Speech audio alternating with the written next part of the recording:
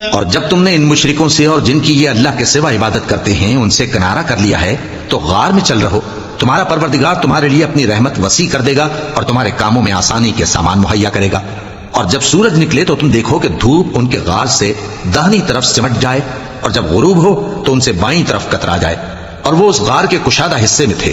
یہ اللہ کی نشانیوں میں سے ہیں، جس کو اللہ ہدایت دے وہ ہدایت یاب ہے، اور جس کو گمراہ رہنے دے تو تم اس کے لیے کوئی دوست راہ بتانے والا نہ پاؤ گے۔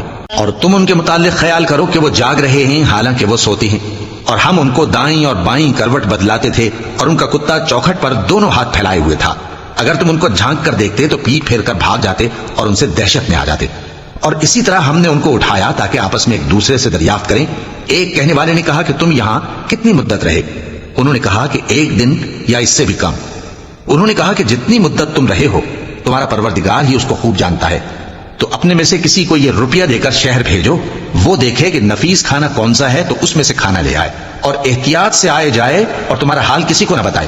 اگر وہ تم پر دسترس پا لیں گے تو تمہیں سنسار کر دیں گے یا پھر اپنے مذہب میں داخل کر لیں گے، اور اس وقت تم کبھی فلاح نہیں پاؤ گے۔ اور اسی طرح ہم نے لوگوں کو ان کے حال سے خبردار کر دیا تاکہ وہ جانیں کہ اللہ کا وعدہ سچا ہے، اور یہ کہ قیامت جس کا وعدہ کیا جاتا ہے اس میں کچھ شک نہیں۔ اس وقت لوگ ان کے بارے میں باہم جھگڑنے لگے اور کہنے لگے کہ ان کے غار پر عمارت بنا دو۔ ان کا پروردگار ان کے حال سے خوب واقف ہے۔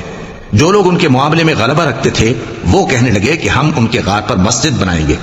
بعض لوگ اٹکل پچو کہیں گے کہ وہ 3 تھے اور چوتھا ان کا کتا تھا، اور بعض کہیں گے کہ وہ 5 تھے اور چھٹا ان کا کتا تھا، اور بعض کہیں گے کہ وہ 7 تھے اور 8واں ان کا کتا تھا۔ کہہ دو کہ میرا پروردگار ہی ان کے شمار سے خوب واقف ہے، ان کو جانتے بھی ہیں تو تھوڑے ہی لوگ جانتے ہیں۔